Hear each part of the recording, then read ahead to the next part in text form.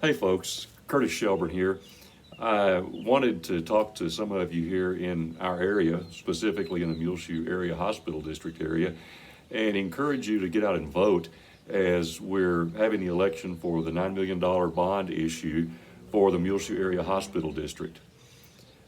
This is something I don't suppose it would have ever occurred to me to do a video until I turned into a televangelist recently, as we've been doing that for our churches and doing the video services and whatever, live streams and that kind of thing, as we're trying to do our part to keep the coronavirus numbers as manageable as possible. I decided that I'd put this out. I've been asked to be on the committee that would try to get information out about this. I am putting this out, and I'm saying what I'm saying here simply as an individual completely, but I hope that you will consider seriously voting for the bond issue for the Muleshoe area hospital district. Now that means on the ballot that you would vote for twice. You're voting one time to allow the tax rate to be increased to cover this. You're voting one time to actually let the bonds, the $9 million worth of bonds, and I really believe that we need this, and we need this badly. What a great area, what a great blessing our hospital has been to us. My wife and I have been in this town for 35 years now, hard to believe. Easter Sunday, 85 was our first time here. And I really, our first Sunday here, living here, I was concerned. I'd never lived in a smaller place before. I found out very quickly what an incredible blessing that is.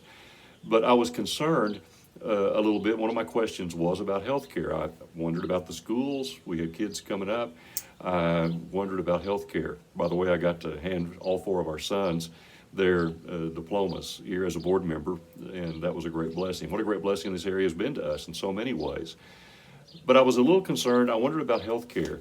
Well, I wasn't concerned for long, because I found out we had a hospital here. We had great staff and doctors, nurses, medical personnel.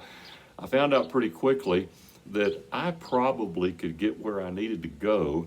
I could be taken where I needed to be taken by ambulance or whatever very, very quickly, and probably could get there quicker here than I could if I lived in Houston or Dallas. And that's even more true now with the helicopter and the air transportation that we have and all of that.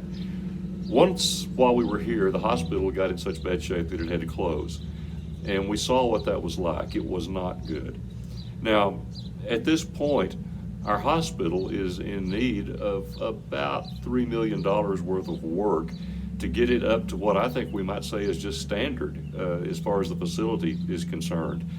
They've really done a lot with very little for an awfully long time.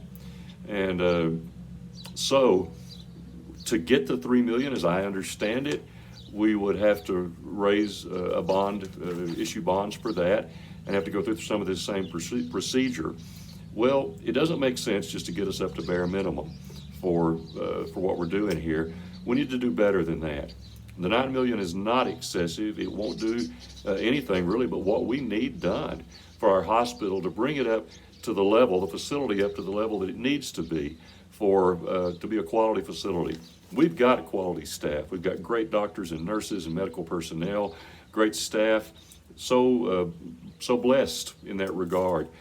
I pray that we can get the facility brought up to the kind of standard that would be above standard, and something that they could be particularly proud of, that we as a community could be very proud of, and it would be a help in them doing the fine work that they do for us. I just think we really, really need it. And I am not at all embarrassed about saying that. The tax increase, nobody likes tax increases, but what a great place we live.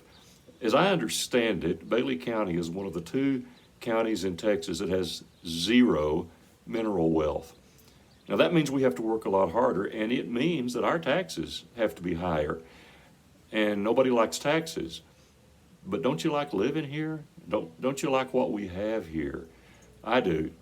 I'm so thankful for that. And this effort is worth our effort. As I understand it, the tax rate that's being proposed in the bond issue would only raise what the taxes we pay on a $100,000 house, about $8.50 some odd cents a month. Now, we're not trying to portray this, the hospital, those that want this to be passed are not trying to portray this as a make it or break it thing, that we're going to lose the hospital if we don't do this. I'm here to tell you, it sure looks to me like we could be well on our way to that if we don't do this. I think we need to do it for lots of very, very positive reasons, but we want this hospital here. And we want our folks that are here now, the folks that need the hospital, the folks that work in the hospital, and the folks that we hope to encourage to come work in the hospital. We need a facility here that they can look at, and that by looking at it, they can see that its quality is commensurate with the quality of the people that we have working here and the quality of this community. And so I think we need it very, very badly. If you're looking at $8.50 whatever cents per $100,000 evaluation increase, well, I tell you what, for a lot of us, you would spend more than that if you end up going to Lubbock to take a loved one to a swing bed or long-term care there.